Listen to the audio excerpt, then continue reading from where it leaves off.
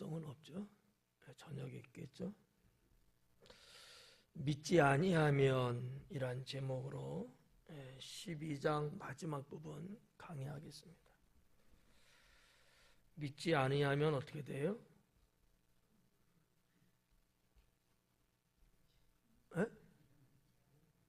지옥 가요. 어려운 질문이었나 봐요.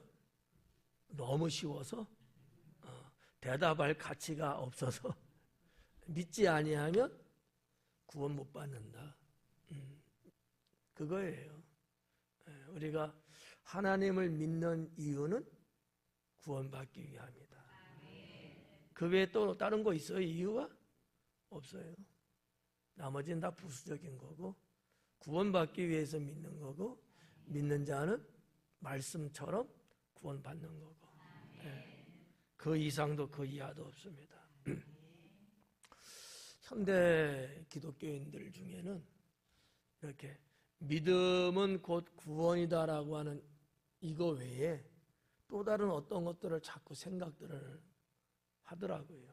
그러다 보니까 불만도 있고 불평도 하고 뭔가 자꾸 바라고 원하는 것들이 많아요. 근데 그게 이제 충족이 안 되면 속상한 거지. 우리가 예수님을 믿는 근본적인 거는 구원을 위함이거든요. 그러니까 구원이라는 것을 대전제에 우리가 모든 것들을 이제 해야 되는 거잖아요. 근데 만약에 이런 경우에 있어.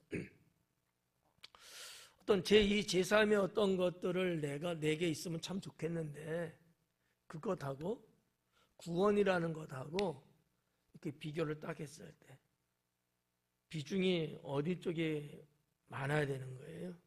구원이잖아요.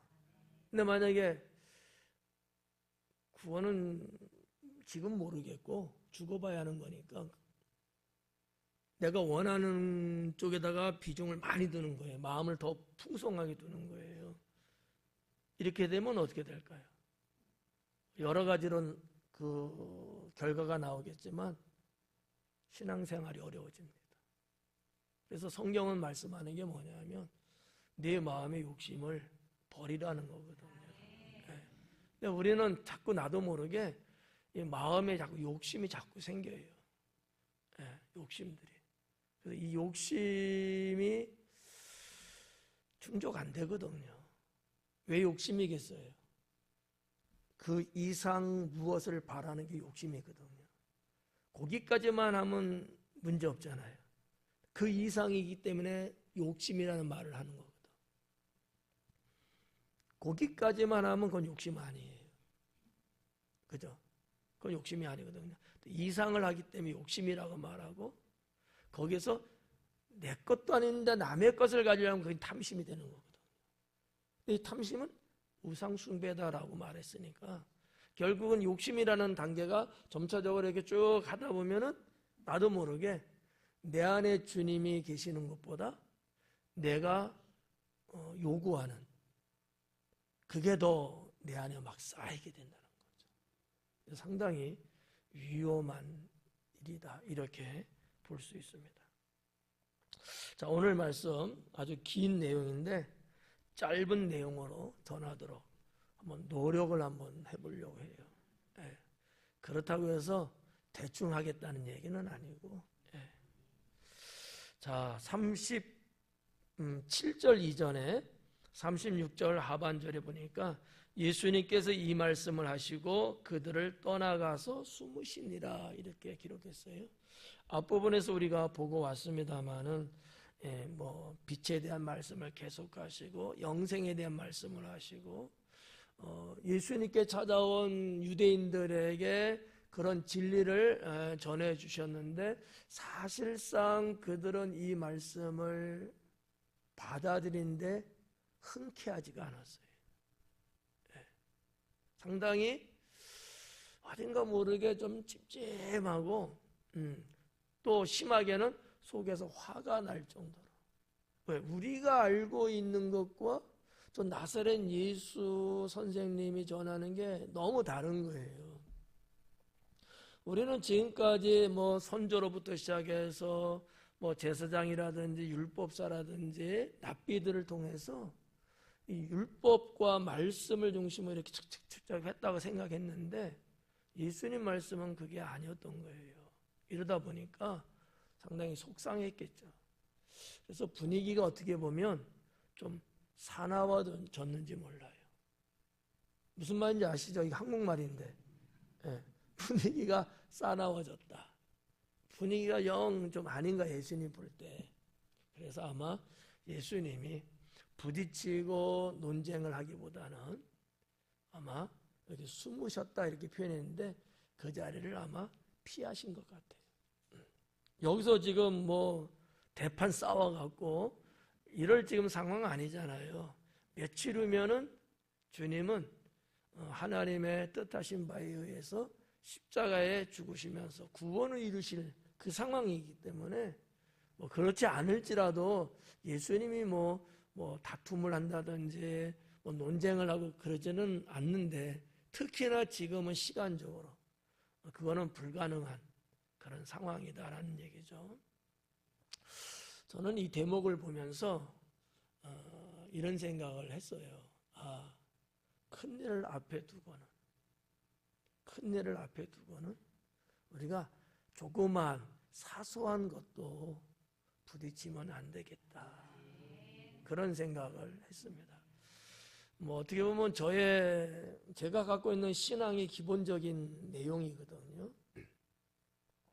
이런 경우 있어요. 예배 드리기 전 시간이든 하루 그날이든 이날만큼은 어떠한 인간적인 부딪힘이나 감정의 어떠한 그 폭동 이런 것들이 없어야 된다라는 것이 제가 갖고 있는 신앙이에요. 왜냐하면 예배를 방해받거든요. 여러분처럼 이렇게 앉아서 이제 예배를 드리는 성도 입장에서 예배를 드리는 이런 것도 엄청난 영향을 받아요. 하물며 예배를 인도하고 설교해야 되는 목사거든요. 그런데 감정이 안 좋은 상태에서 예배에 제가 인도한다고 생각해봐요. 그 예배가 뭐가 되겠어요? 그렇기 때문에 이런 훈련을 어려서부터 받았어요.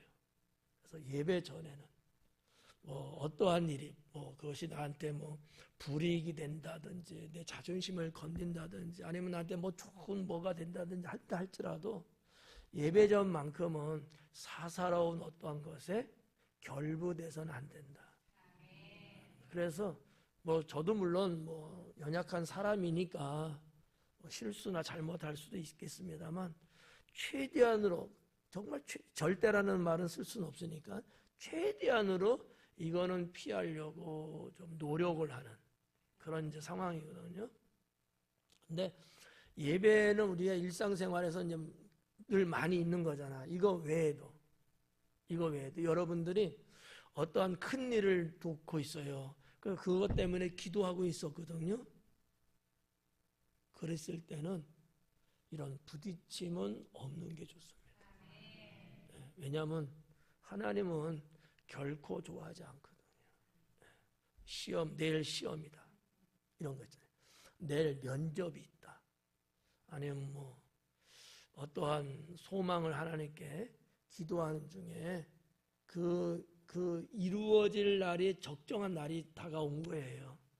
이럴 때는 최대한으로 여러분 나의 사사로움이나 이런 것들이 부딪히지 않도록 주님 앞에 화평함과 온유함을 유지하는 게 저는 좋다고 생각해요. 그러려고 노력도 하고 그 나머지 날은 대판 싸워버려 그냥. 그건 아닌데 아무튼 우리는 육의 사람이 아니잖아요. 영의 사람이잖아요. 그래서 이런 영적 관계가 상당히 어떨 때는 아주 미묘하게 작용할 때가 많아요. 우리만 있고 천사만 있고 주의 성령께서만 있고 이러면 문제가 없는데 뭐가 있어요? 사탄이 있거든. 이걸 교묘하게 이용한다는 거죠. 그래서 별것도 아닌 것 같고 괜히 시끄러워지고 어떤 소망이나 이루고자 하는 이런 것들이 무산될 확률이 높아요. 여러분 잘 한번 과거사를 여러분 인생의 과거를 한번 곱씹어 한번 보세요. 한번 되돌아보세요. 왜 될 것 같았는데 왜 안 됐을까? 그때 왜 그렇지 이해가 안 되는데 이런 것들이 살다 보면 있거든요. 이유 중에 하나가 바로 이런 부분이 걸려서 그럴 수 있습니다. 앞으로는 여러분들이 제가 말씀드린 이것이 여러분이 무슨 뜻인지 또 받아들일만 하다면은 앞으로는 그럴 때는 참고 피하는 게 좋습니다. 그게 여러분의 희망을 이루고 여러분의 기도가 응답되고 하나님께서 도우실 수 있는 그러한 기회가 된다는 사실을 좀 받아들이면 어떨까 하는 생각입니다. 자, 37절에 보니까 이렇게 많은 표적을 그들 앞에서 행하셨으나 그를 믿지 아니하니 그래요. 이렇게 많은 표적을 유대인들 앞에서 행하셨대요. 예수님께서. 근데 정작 그 유대인들은 예수님을 믿지 않았다. 아까도 말했지만 예수님 믿지 않으면 어떻게 돼요? 구원 못 받아요. 구원 못 받으면 천국 못 가니까 지옥 가는 거죠. 근데 이제 사도 요한이 여기 이제 이렇게 썼잖아요. 이렇게 많은 표적이라 이렇게 많은. 그러니까 예수님께서 행하신 많은 표적이 있는데 그 중에서도 요한복음에 나열시킨 이렇게 기록해 놓은 표적들이 상당히 많거든요. 그것을 어떤 의미에서는 말하고 있는 것이다. 많은 100%의 표적이 있었지만 그 중에서도 꼭 당신들이 알아야 될, 좀 더 정확하게 말하면 당신들이 예수님이 메시아라는 것을 믿기 위해서 내가 이런 표적들을 기록했다. 이런 의미도 될 수 있는 내용이거든요. 사도 요한은 구별해서 요한복음에 나와 있는 이 표적들은 일부러 구별해갖고 그 많은 표적 중에서 뽑아낸 것들로 기록이 됐어요. 그래서 공관복음에 있음에도 불구하고 요한복음에는 없는 게 많거든요. 있는 것도 있죠. 왜 있을까요? 왜 뭐는 없는데 왜 뭐는 있을까요? 사도 요한의 요한복음의 핵심은 영생이거든요. 거듭남과 영생이에요. 여기에 보충이 되고 여기에 관련된 표적들은 기록을 했어요. 근데 그거하고 조금 거리가 좀 있는 듯한 것들은 피하고 중복되게 기록 안 했다라는 거죠. 저는 이 사도 요한의 이러한 어떠한 구성, 이런 어떠한 기록을 좀 보면서 그냥 있는 그대로 그냥 기록한 게 아니고 상당히 세밀하게 세심하게 성경을 기록했구나 이렇게 생각됩니다. 37절에서는 달리 어떤 것을 강해 드릴 건 없고요. 그런 부분들 요한복음이라고 하는 이 성경에 나오는 표적들은 그러한 성격을 갖고 있는 표적들만 기록이 됐다. 알짜배기만 이 표현도 이것도 사실은 좀 불순한 단어일 것 같아. 알짜배기라는 단어 자체가 사도 요한이 전하려고 이방인들에게 전하려고 하는 메시지 그 핵심은 예수님은 메시아다라는 거거든요.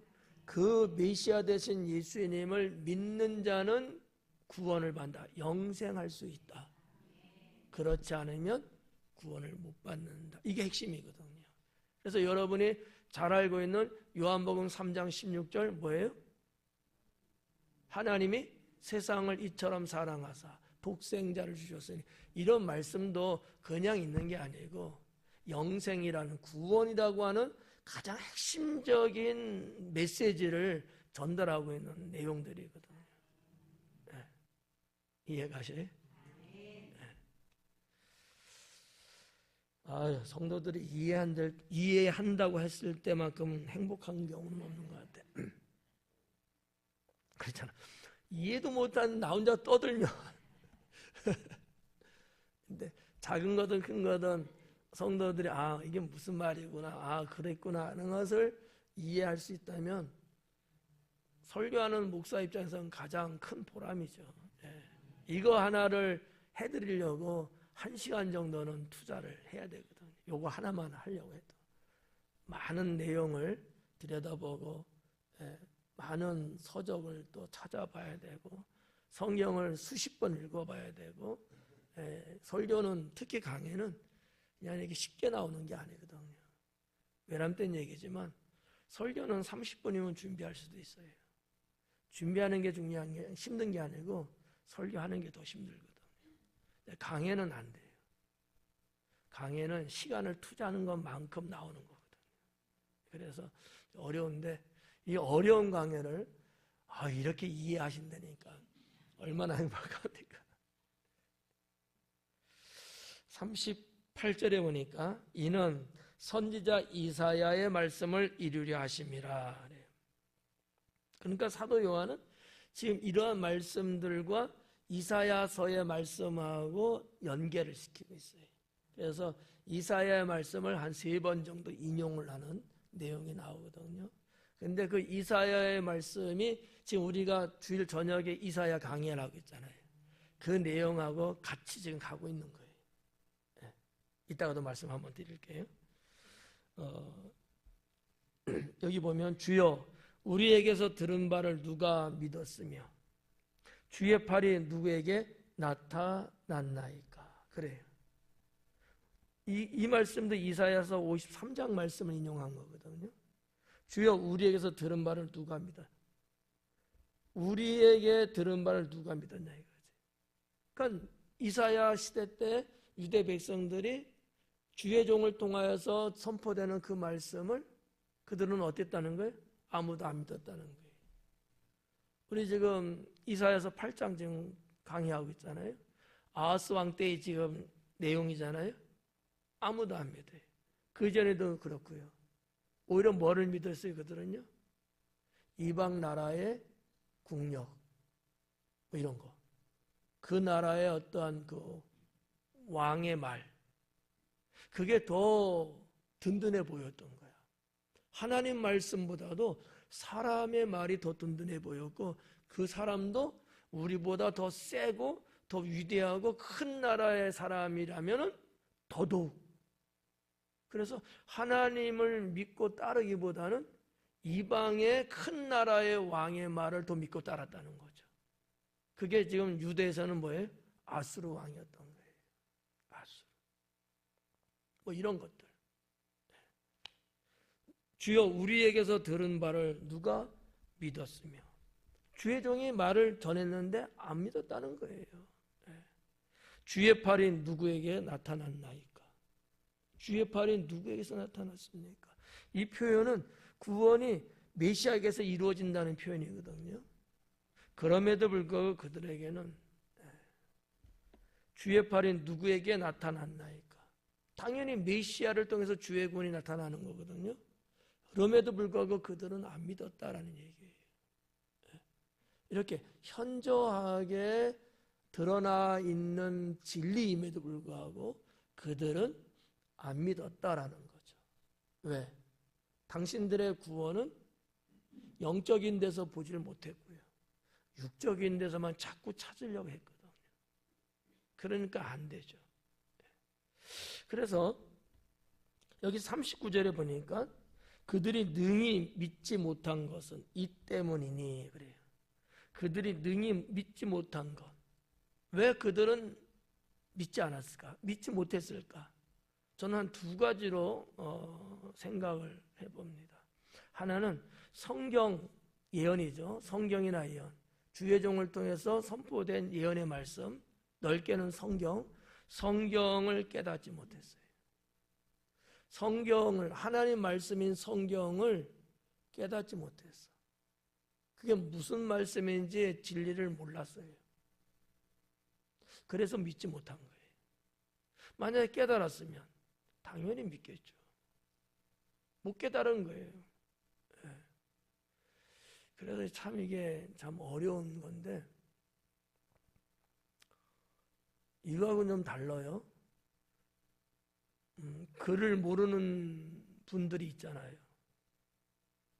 그죠? 글을 모르는 분들. 그분들은 믿을 수 있을까요? 믿을 수 없을까요? 대답 잘해야 돼요. 믿을 수 있을 것 같아요? 없을 것 같아요? 글을 몰라. 읽을 줄을 몰라. 그냥 듣긴 듣는 거지. 예수님을 믿을 수 있을 것 같아요? 없을 것 같아요? 제가 지금 계속 묻고 있는 거예요, 지금. 근데도 믿을 수 있다고 여러분은 계속 말하는 거예요?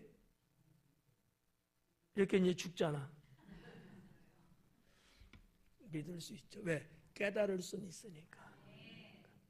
내가 글은 몰라도 무슨 말인지를 알아들어서 깨달을 수 있기 때문에. 그러니까 이 말은 무슨 얘기냐면 지식이 구원을 이루지는 못해요. 근데 이단 중에 한 이단인 영주주의는 지식으로 구원을 이야기하거든요. 그러면 못 배운 분, 문맹 이런 분들은 구원이 불가능하겠죠. 뭐 이런 거, 예를 들면 이런 거예요. 그러니까 중요한 게 뭐냐? 하나님 말씀을 내가 듣고 깨닫느냐 못 깨닫느냐. 깨달을 수 있어야 되거든요. 그래서 제가 강의하면서도 여러분 자주 묻잖아요. 그 이유가 있는 거예요. 안 묻고 하면 나도 편해. 시간도 단축할 수 있고. 근데 확인을 하는 거예요. 그래서 한 번쯤 되짚어 주면서 깨닫는 쪽으로 이끌기 위해서 그러는 거거든요. 그래서 여러분의 눈을 쳐다보죠. 누구 눈동자는 아직도 주무시는 눈동자고, 누구 눈동자는 겨울철에 명태 같은 거고, 보면 알거든요. 지금 이해를 하고 있구나. 지금 저분은 지금 전혀 이해를 못하고 지금 헛바퀴 돌고 있구나. 이게 이렇게 보면 느껴야 알 수 있거든요. 그래서 거의 다 뭐 이렇게 깨닫고 이해가 하면 넘어가는데, 반대로 그런 사람이 너무 적어. 그러면 어떻게 해야 돼요? 나 몰라라고 그냥 가요? 나는 그 꼴을 못 봐. 그래가지고 다시 한번 또 설명해드리고 다른 쪽으로 또 이해를 시키려고 이렇게 하다 보니까 설교가 길어지는 거야. 내가 나쁜 건지 여러분이 나쁜 건지 모르겠지만, 그러니까 여기 지금 이사야서의 말씀인데, 이사야서 말씀이에요. 사도 요한은 이 말씀을 인용하면서 구원이 메시아에게서 온다는 것을 재차 강조하고 있는 거예요. 유대인들에게 들으라고.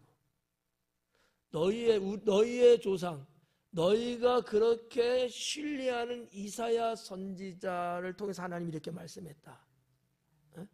구원이 어디서 오느냐? 주의 팔에서 나온다. 그게 뭐냐? 메시아를 말하는 거다.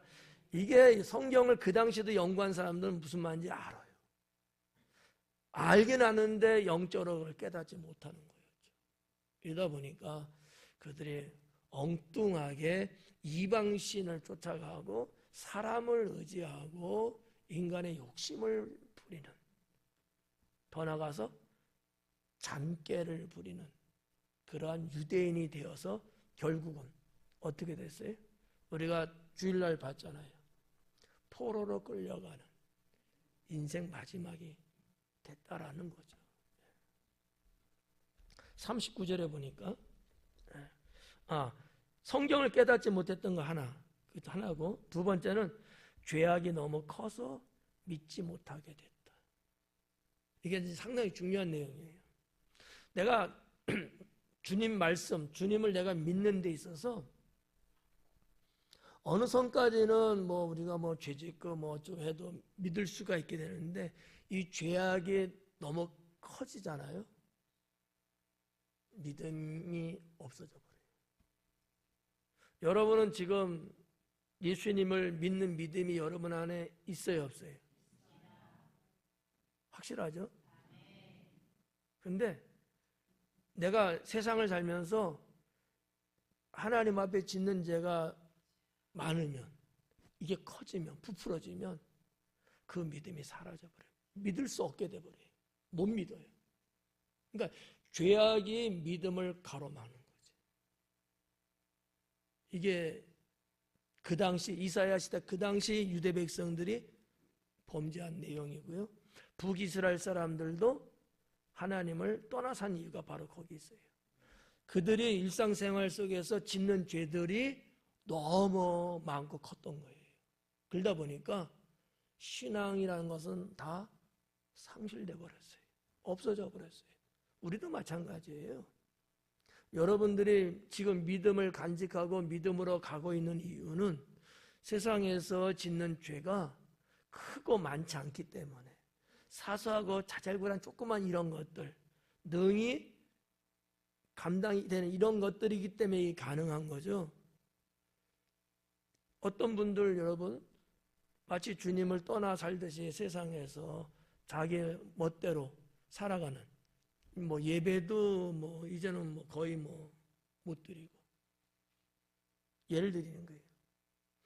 우리는 그래도 매주 예배를 드리고 있잖아요. 근데 이게 한 주 빠지고 두 주 빠지고 한 달 빠지고 석 달 빠지고 이렇게 자꾸 넘어가잖아요.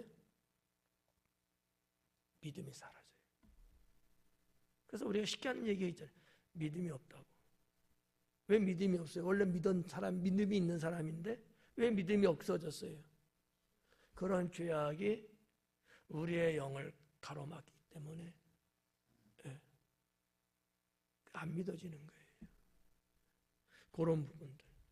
그래서 저는 능히 믿지 못한 것은 이유가 뭘까? 그 두 가지다. 이렇게 이사야서에서 찾은 내용들입니다.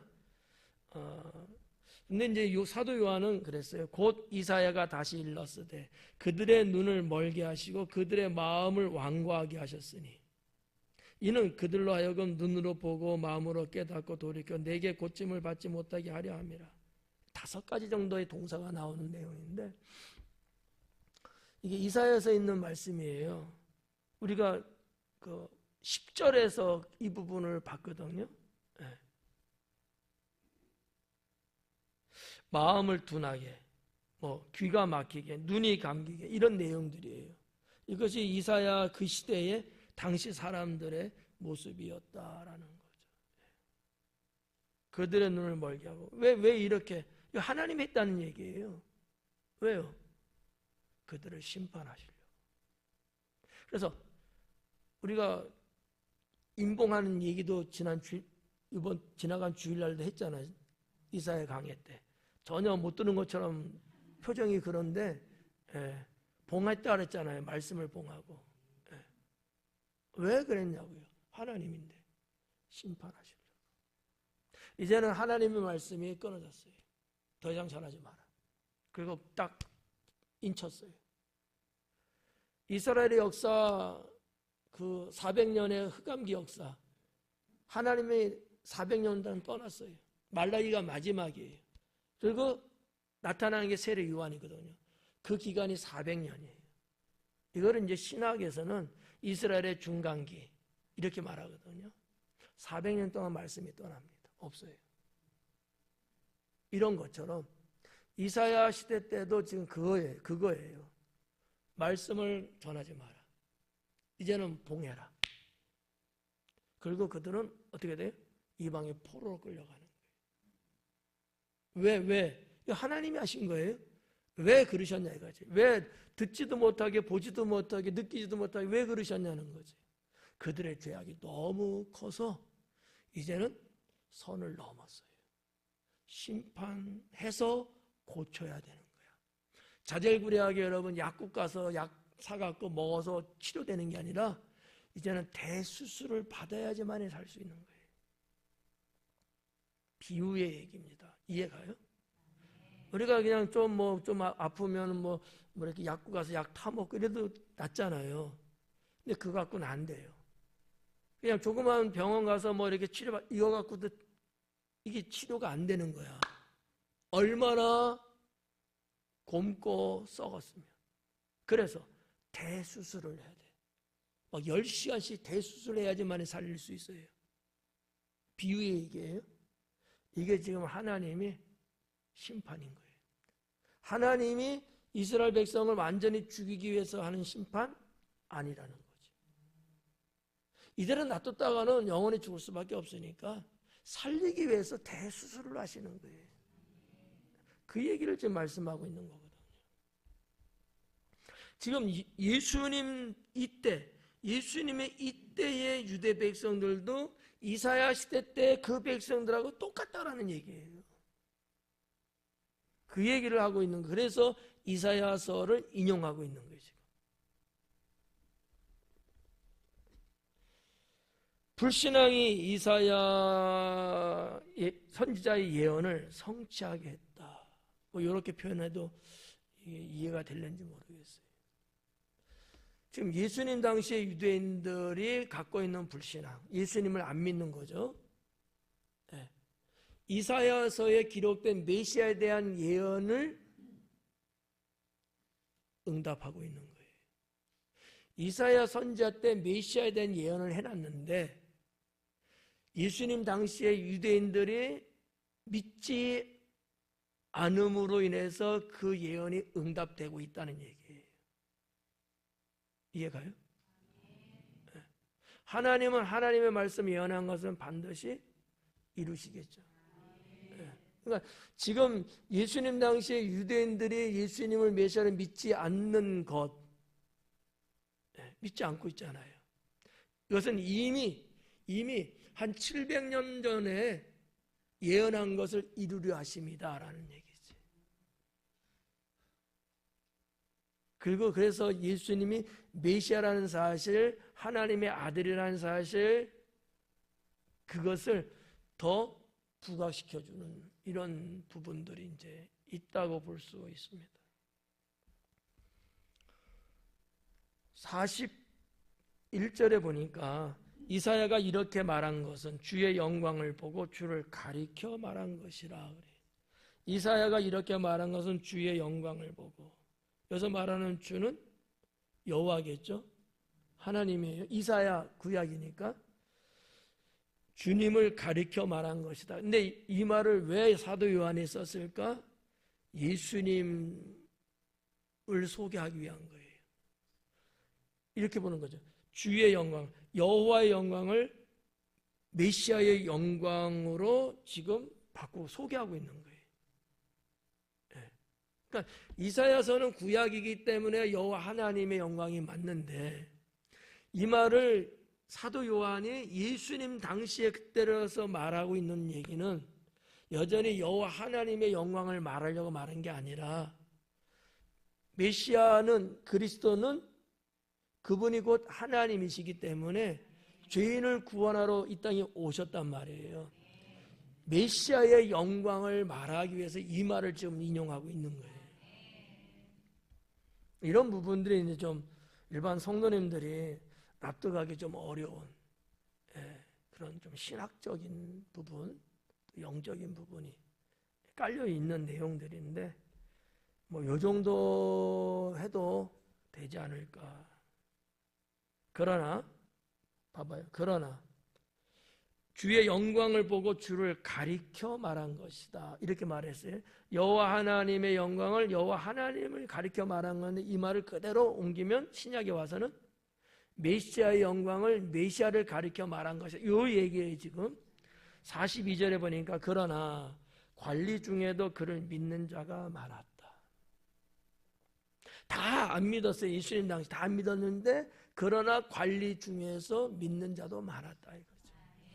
관리라는 단어 이렇게 또는 뭐 관원 여러 가지로 이제 해석할 수 있는데 이 관리나 관원이나 뭐 이런 것들이 또 뭐 다른 데서는 또 다르게 번역할 수 있어요. 뭐 지도자, 뭐 지리자, 심하게는 뭐 왕이나 아니 뭐 장관이나 다 이렇게 번역할 수 있는 단어예요. 근데 이제 여기서 이제 관리라고 번역했어요. 예전에는 이제 딴 데서는 관원이라고도 번역이 되어 있거든요. 우리가 지금 보는 성경은 관리 중에도 그를 믿는 자가 많았다라는 얘기죠. 우리가 특히 요한복음에서 나타나고 있는 한 두 사람을 예를 들면 이런 아리마대 요셉, 그는 관리예요. 관원이에요. 돈 많고.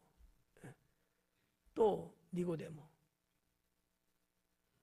사내된 회원이에요. 관리거든요. 젊은 청년이지만 이 관리라고 하는 이런 부류에 해당되는 사람들이에요. 이외에도 뭐 성경에 기록된 건 아닙니다만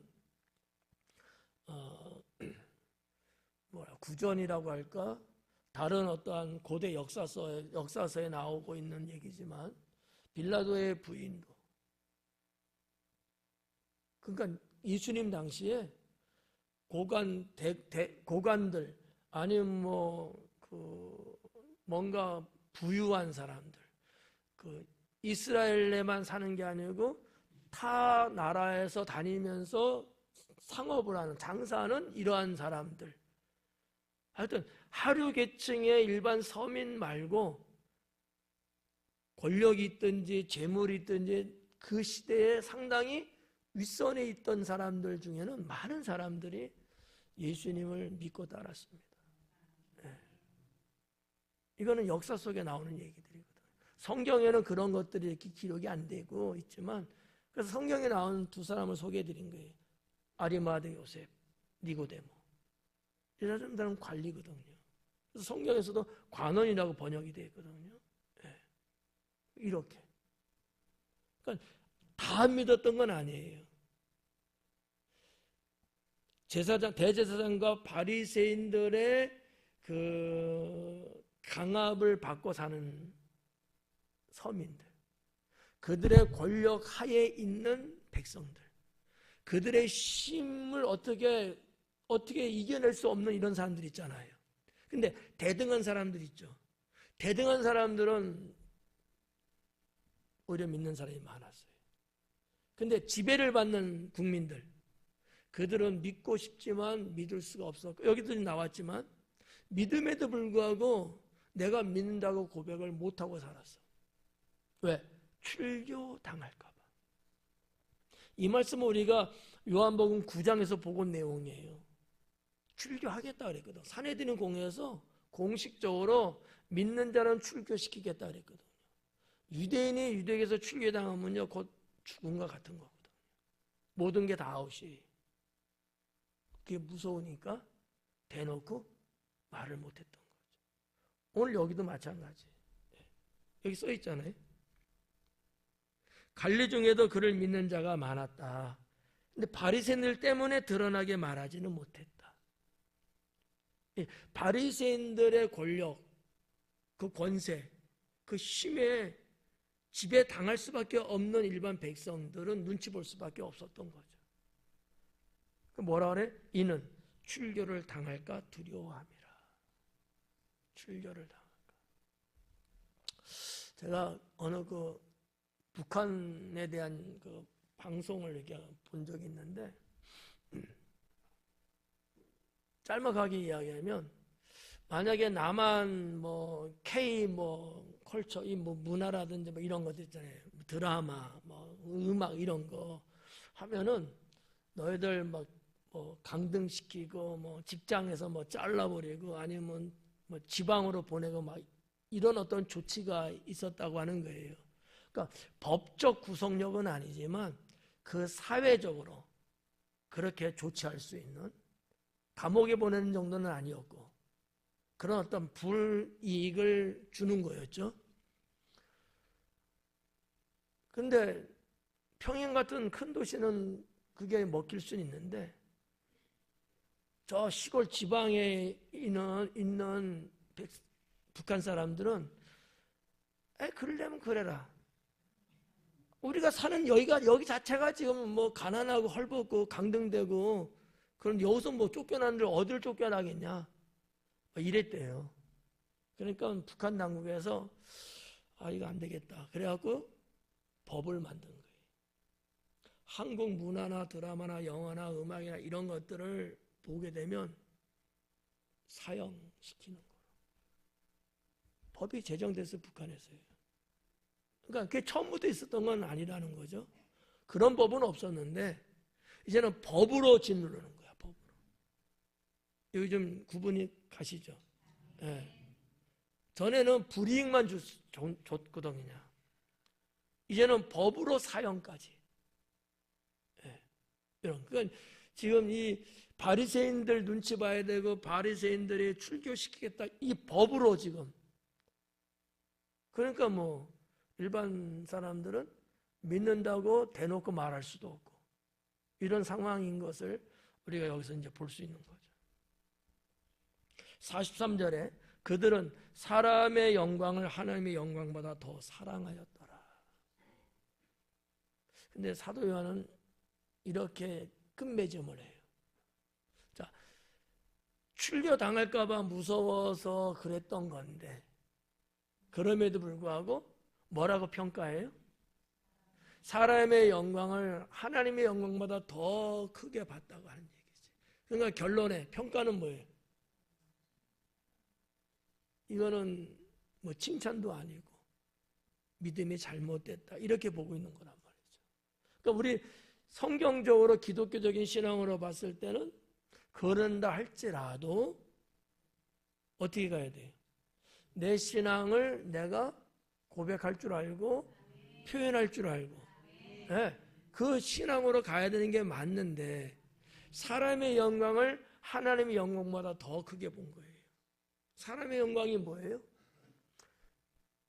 뭐 평소에는 사람의 영광은 내가 높임받고 막 이런 거잖아요.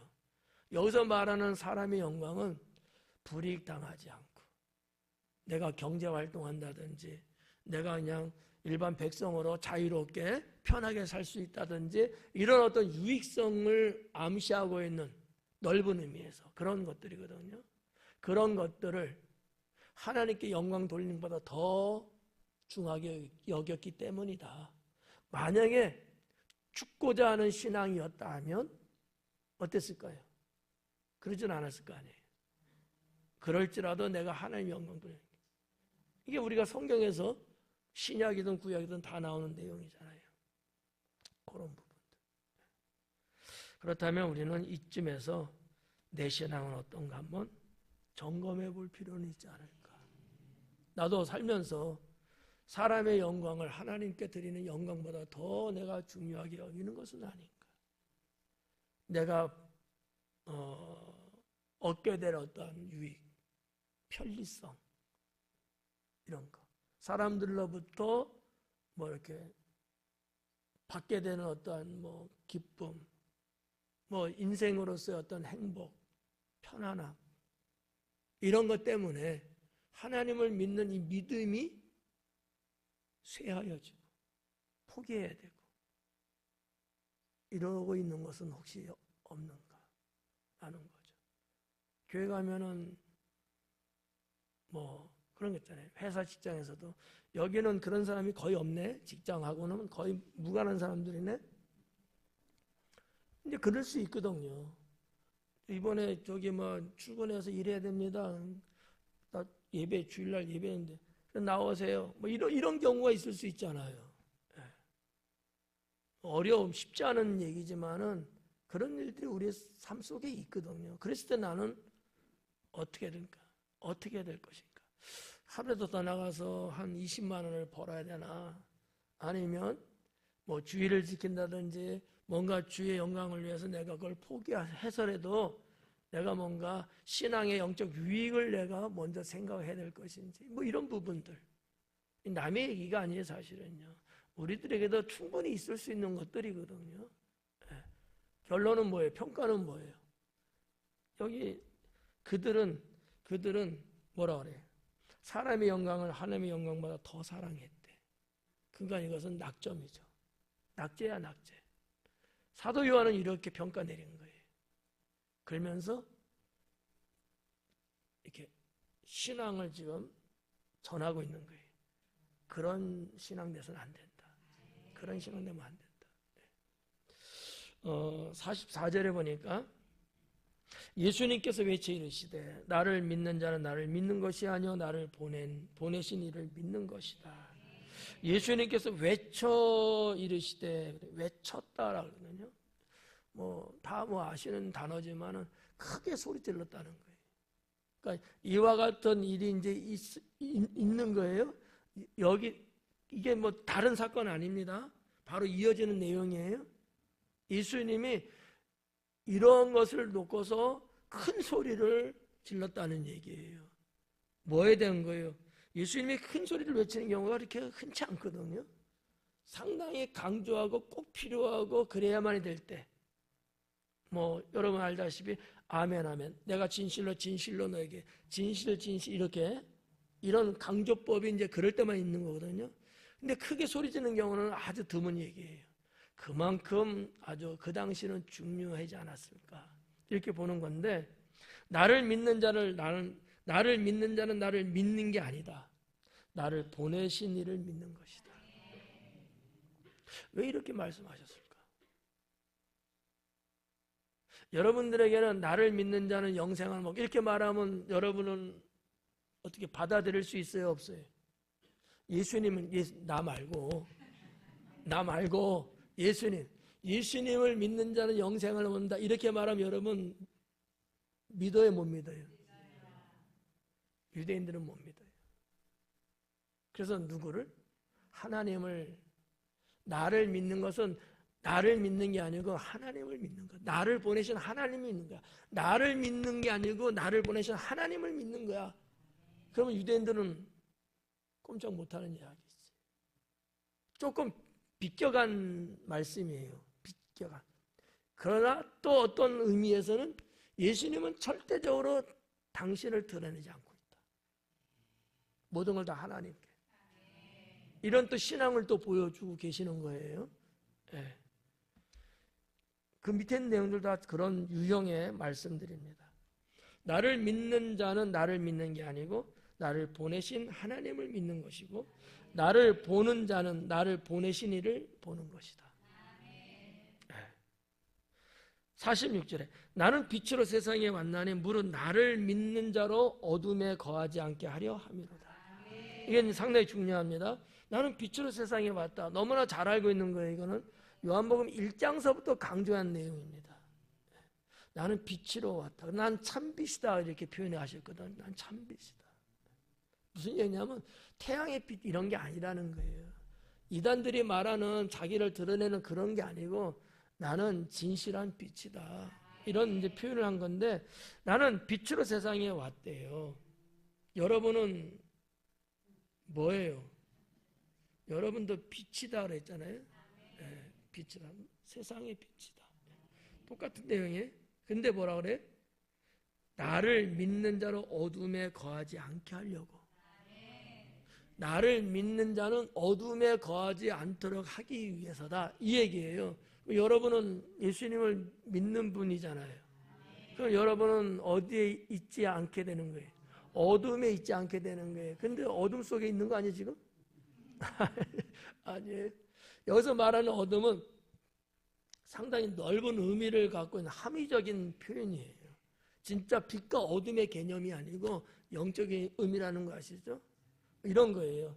사탄의 세력 또는 죄악 이런 것들, 아니면 탐욕, 우상숭배, 아니면 무지함도 해당될 수 있어요. 어둠이라는 게 아는 게 없으니까 어둠 속에 사는 거거든요. 이런 무지함. 모르는 게 장땡이 아니야. 어떤 분은 모르는 게 장땡이다 막 이래요. 화투 되게 많이 쳤나 봐요. 네. 그게 아니고 모르는 게 자랑이 아니야. 무지는 어떻게 보면 죄악 중에 하나예요. 그러니까 이런 어떤 무지함 이런 게 있을 수 있고요. 불신 같은 경우. 또 성경에 보면 뭐를 하나님이 싫어하냐면 거짓을 싫어하시거든요. 거짓. 이런 게 다 어둠 속에 속한 거예요. 어둠에. 그런 어둠에 다니지 않게 하기 위해서 내가 빛으로 세상에 왔다. 이거예요. 그럼 우리가 하나님 믿는 자들, 구원받은 자들이라면 우리의 삶 속에 사탄의 권세에 붙잡힌다든지 막 죄악을 저지르며 산다든지, 아니면 그냥 말끝마다 거짓말한다든지, 아니면 뭐 아까도 무지함 얘기했으니까 그냥 전혀 모르고 그냥 하나님 믿어, 교회 다녀, 예배 드려, 근데 아는 게 없어. 이럴 수는 없는 거 아니냐는 거죠. 이해가요? 아까 말했잖아. 글은 몰라, 문맹이야. 하지만 깨달을 수 있어야 되는 거예요. 이런 부분들이 다 이렇게 촘촘하게 연결되어 있는 말씀들이거든요. 네. 자, 어둠에 거하지 않게 하려 함이로다. 47절에 사람이 내 말을 듣고 지키지 아니할지라도, 중요합니다. 사람이 내 말을 듣고 지키지 아니할지라도 내가 그를 심판하지 아니한다. 무슨 얘기냐면 예수님은 심판으로 이 땅에 오신 건 아니다라는 얘기예요. 심판은 하나님이 하시는 거다. 예수님이 이 땅에 온 것은 심판하러 온 것은 아니고 구원하기 위해서 온 거예요. 그 얘기를 사도 요한은 지금 하는 얘기죠. 내가 온 것은 세상을 심판하려 함이 아니요 세상을 구원하려 함이로다. 그래서 뭐 예수님도 그런 말씀 하셨잖아요. 나를 회방하는 자는 사함을 받을 수 있지만 성령을 회방하는 자는 사함을 받지 못한다. 그러니까 예수님이 이 땅에 오신 주된 목적이 뭐냐라는 걸 말하고 있는 거예요. 심판자로 온 건 아니다. 구원자로 왔다, 이런 얘기고요. 네. 자, 하여튼 48절. 나를 저버리고 내 말을 받지 아니하는 자는 심판할 이가 있으니 곧 내가 한 그 말이 마지막 날에 그를 심판하리. 좀 어려운 표현이에요. 제가 한번 재구성을 해볼게요. 나를 저버리고, 이 저버린다는 얘기는 무가치하게 여기다, 무가치하게 여기다, 아니면 무시하다라는, 무가치하게 여겨서 무시하고 있는 거예요. 그걸 저버리다라는 단어로 지금 나온 거거든요. 그러니까 예수님을 무가치하게 여기, 사람들이 그까짓 거 뭐가 필요해, 뭐 이런 식으로 취급해 버린다는 얘기예요. 그렇게 저버리고 내 말을 받지 아니하는 자는 심판할 분이 따로 있다라는 거죠. 누가 심판해요? 그렇게들 말하는 게 맞는 거죠. 근데 이 구절에서는 그게 아닌 거예요. 물론 우리가 근본적으로는 하나님 심판하잖아요. 근데 예수님이 이 말씀 속에는 하나님이라기보다는 그러한 너희를 심판할 말씀이 너희 안에 있다는, 여기 있은이라는 단어가 있거든요. 이게 에코라는 단어예요. 뜻이 뭐냐면 가지고 있다라는 단어거든요. 가지고 있다. 뭐를? 내가 이미 너희에게 선포한 말씀이 너희 안에 있다는 거야. 그 말씀이 너희를 심판하게 될 것이다. 자, 말씀이 내 귀에 들렸어요. 유대인들 얘기입니다. 예수님이 3년 6개월 동안 복음 전하면서 전한 말씀이 있잖아요. 들었단 말이야. 갖고 있어요. 근데 그 자들이 예수님을 안 믿어요. 그들은 심판받게 되는데 뭐가 심판하냐? 그들 안에 이미 있는 그 말, 선포된 그 말씀이 심판하게 할 것이다 라는 얘기. 물론 그 말씀은 곧 하나님이시죠.